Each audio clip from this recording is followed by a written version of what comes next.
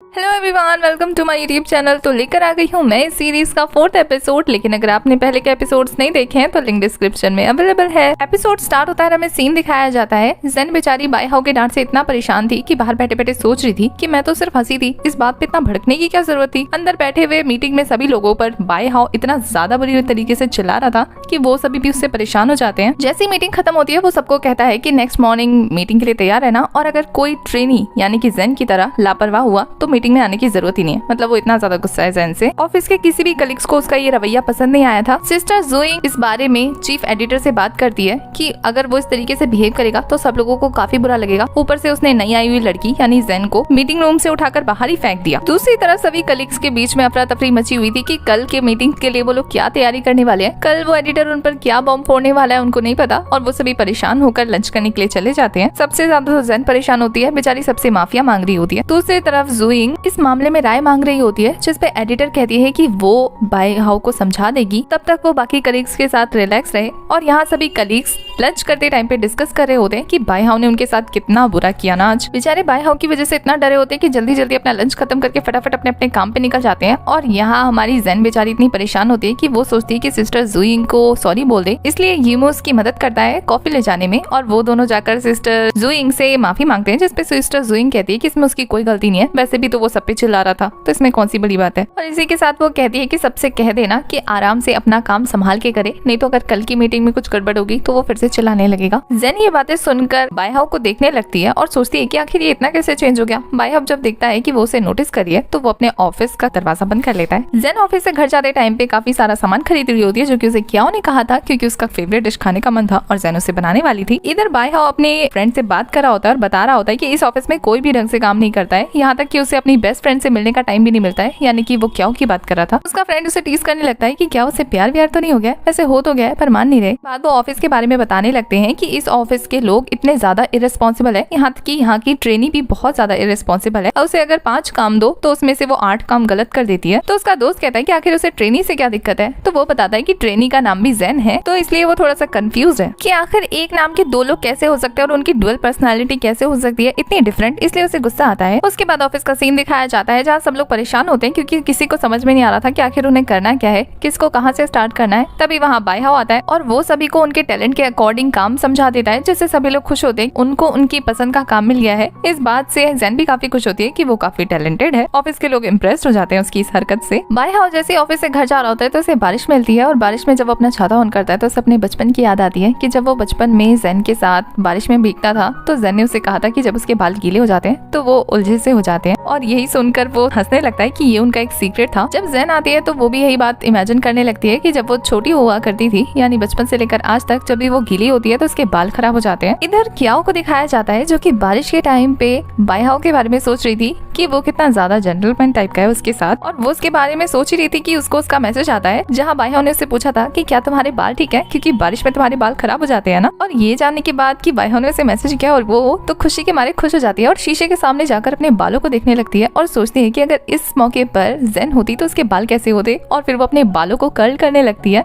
फिर अपने फेस पे थोड़ा सा स्पॉट्स बनाती है और एक्टिंग करने लगती है कि अगर वो जेन होती तो कैसी दिखती। तभी जेन आ जाती है और वो बेचारी फटाफट से जाकर अपने बाल गीले करके उसे धोने लगती है ताकि ठीक हो जाए। जब जेन उसे देखती है तो उससे पूछती है कि आखिर उसके बाल गीले क्यों हैं, तो वो कहती है कि बाहर फ्लावर पॉट रखा है ना, मैं उसको अंदर करी थी, बस इसलिए थोड़ा सा पसीना आ गया। और वो सोचती है कि बाप रे बाप कितना पसीना आया इसको, और वो भी ऐसे एक्ट करने लगती है जैसे सच में बहुत मेहनत का काम किया उसने, उसे बहुत पसीना आया है। बेचारी क्या बड़ी मुश्किल से अपनी जान बचाती है जेन से, वरना तो आज वो फंसने वाली थी उसके सामने। इसके बाद जब वो दोनों डिनर कर रहे होते हैं तो जेन का लटका हुआ मुंह देखकर क्याओ पूछती है कि क्या कोई बात है, ऐसे मुंह क्यों अपसेट करके रखा हुआ है। तो जेन क्याओ से कहती है कि क्या मुझे रिजाइन कर देना चाहिए। इस बात पे क्याओ भड़क जाती है और कहती है कितनी छोटी सी बात पे कोई रिजाइन करता है, कितनी बड़ी कंपनी है, हर किसी का सपना होता है जाना, और तुम तो ऐसी पहुंच गई हो, रिजाइन क्यों दोगी। तो जेन उल्टा उसे सुनाने लगती है कि मैं झूठ बोल रही हूँ, तुम्हें क्या पता मेरी कैसी हालत हो रखी है, उसके सामने मुझे डेली डेली जाना पड़ता है। तो क्याओ कहती है कि क्या उसे इतना बुरा लगता है। तो जेन उसे अपनी सिचुएशन समझाने लगती है कि डेली डेली जाकर उसे फेस करना, अपने दोस्त को देखना और ऐसे अवॉइड होना, उसके हाथों से जलील होना कितना बुरा लगता है उसे। तो जिसपे क्या उसे कहती है तो जाओ और जाकर बोल दो ना कि हमने झूठ बोला था और तुम असली उसकी फ्रेंड हो जैन हो। तो जैन कहती है ऐसा बोलने से उसे बुरा लगेगा ना। तो क्या उसे समझाती है कि उसने भी तो तुम्हारे साथ इतना बुरा किया है, जाओ उसको बताओ कि तुमने इसलिए झूठ बोला क्योंकि उसे एम्बैरेसमेंट फेस करना पड़ता। उसी ने तो जाके गलत पर्सन को चूज किया था ना, तुमने तो उसके झूठ को सच बनाने की कोशिश की थी बस। पर बेचारी भोली क्याओ को तो इससे भी तकलीफ थी कि वो बाईहाओ को दुख नहीं देना चाहती और वो जैन को जितना खूबसूरत समझता है उसे समझने देना चाहिए। नेक्स्ट मॉर्निंग का सीन दिखाया जाता है जहाँ फिर से जैन जोर से चिल्लाकर क्याओ को बुलाती है और क्याओ अपने हाथ में सैंडल लेकर आती है और कहती है कि अब कौन सा बम फोड़ दिया। तो जैन उसे बताती है कि बाईहाओ का मेल आया उसके लिए। इस बार क्याओ भी फ्रस्ट्रेटेड होकर बोलती है कि अब क्या भेज दिया उस गधे ने।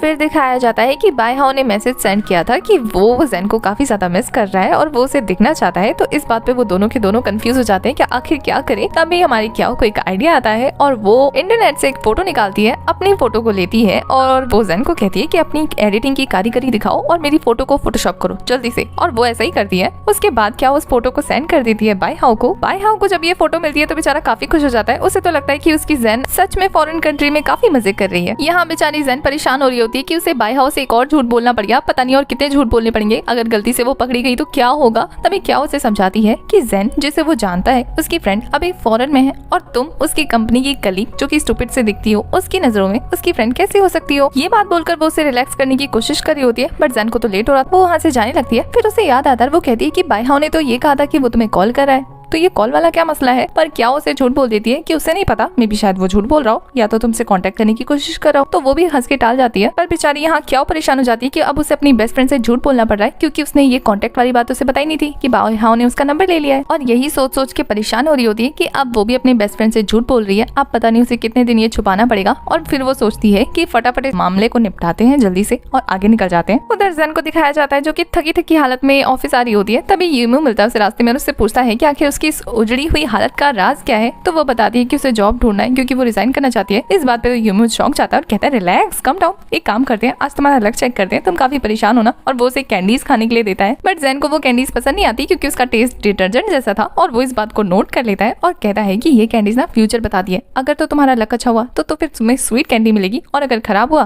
तो अजीबोगरीब तरीके की। तो वो उसे फिर से एक और टेस्ट कराता है। बेचारी फिर से टेस्ट करती है, फिर से खराब निकलता है और वो परेशान हो जाती है। यूमू को तो बड़ा मजा आ रहा होता है उसे परेशान कर करके। उसके बाद बाईहाओ का सीन दिखाया जाता है जिसके पास चीफ एडिटर कॉल करके कहती है कि उसके यहाँ ऑफिस में उसके फैमिली मेंबर्स जैसे लोग काम करते हैं तो उसे उन्हें ट्रीट देना चाहिए, ऐसे गधा मजदूरी नहीं कराना चाहिए। तो इस बात पे बाईहाओ भी मान जाता है उन्हें ट्रीट देने के लिए। इधर ऑफिस के कलीग्स आपस में डिस्कस कर रहे होते कि कौन किसको ट्रीट देगा। उससे पहले ही बाईहाओ आ जाता है और उनका अपना क्रेडिट कार्ड देकर कहता है कि आप लोग जाकर खा सकते हैं जो भी पसंद हो। पर वो जाने से मना कर देता है क्योंकि उसे काफी काम है और उसके इस एटीट्यूड वाले रवैये को देखकर सारी लड़कियां जाने से मना कर देती है। लास्ट में हांसुए बचती है तो येमो से ये कहकर बोल देता है, मना कर देता है कि तुम अपनी सेल्फ रिस्पेक्ट चूज करोगी या खाने को। तो वो सेल्फ रिस्पेक्ट चूज करती है। बेचारे दोनों बॉयज उसे उल्लू बनाकर वहाँ से चले जाते हैं। सभी लड़कियों को काफी गुस्सा तो आता है लेकिन वो शांत हो जाती हैं और यहाँ बाईहाओ उनकी हरकतें देखकर समझ नहीं पा रहा होता है कि आखिर ये ऑफिस में है या खेलने। दूसरी तरफ जैन को दिखाया जाता है जो कि लॉजिस्टिक डिपार्टमेंट में जाकर डायरेक्टर गैर मौजूदगी में अपना रेजिग्नेशन लेटर वहाँ छोड़कर जा रही होती है। और ये बात वो क्याओ को भी बताती है और क्याओ उसे कहती है कि क्या तुम पागल हो, मैंने तुम्हें कल ही समझाया था कि ऐसी हरकतें करने से तुम्हारा ही नुकसान है, इतनी मुश्किल से तो जॉब मिली है, इतनी छोटी सी चीज के लिए जॉब छोड़ रही हो। और वो उसे और भी ज्यादा बुरी तरीके से समझाने लगती है। यहाँ जैन कहती है कि उससे बाईहाओ का ये रवैया देखा नहीं जा रहा, पहले वो कुछ और था और अब वो कुछ और बन गया, ये चीज वो बर्दाश्त नहीं कर सकती है। तो क्या उसे समझाती है कि वो लड़का खूबसूरत लड़कियों के पीछे भागने वालों में से, पहले तुम सुंदर थी इसलिए तुम्हारे साथ अच्छे से ट्रीट करता था, अब तुम सुंदर नहीं हो तो ऐसी हरकतें कर रहा है। तो जैन उससे पूछ लेती है कि आखिर मैं क्या करूँ। तो क्या उसे कहती है कुछ भी करो, अपना गुस्सा थूको और जल्दी से रेजिग्नेशन लेटर वापस लेकर आओ। दूसरी तरफ हांसुए को दिखाया जाता है जो कि